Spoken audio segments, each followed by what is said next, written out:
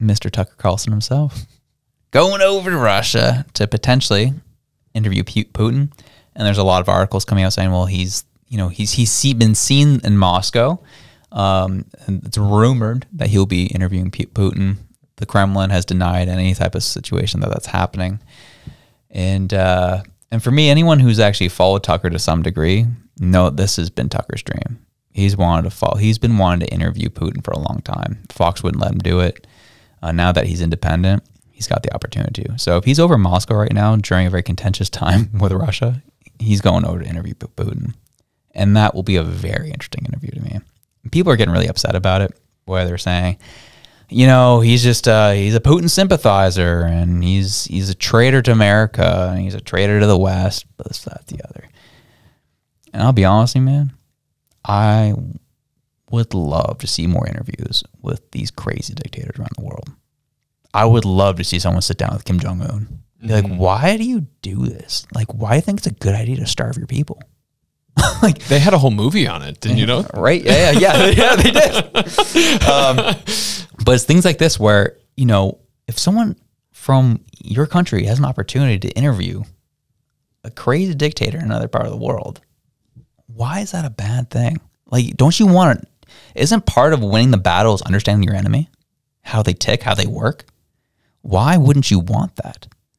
Like, can he, on the same tour, can he also go to China, interview Xi Jinping? I'd love to hear that one too.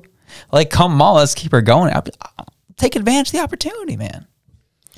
Because you can't build a us versus them narrative if you start to hear from the them that you're supposed to hate. Ooh. And so that's the problem. Like Brene Brown says it best, like, you can't hate up close. It's really, really hard to hate up close.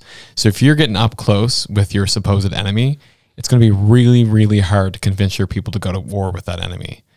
And that was actually kind of the conversation that I was having with my siblings this past weekend, because we were all playing a game online, Age of Empires. If anybody cares to know, it's good old game.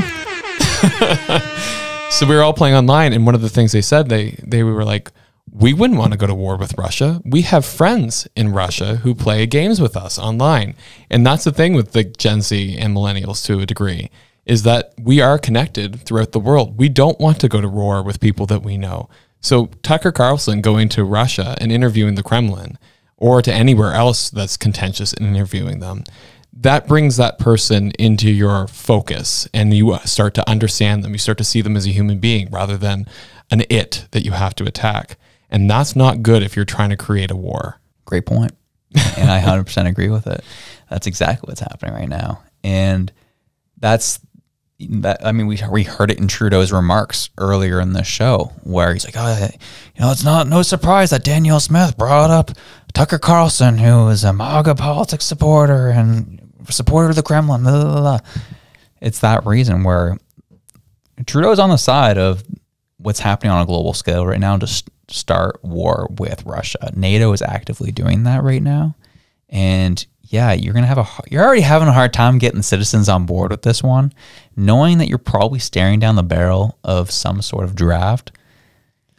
If you then get an interview coming out of, oh, maybe we're not the good guys, as good as we thought we were in this whole situation and issue, that's really not going to bode well for your numbers in military. No, not introspection. Oh no. Intersectionality used in a way that's not the way that I want it. What? Oh shoot.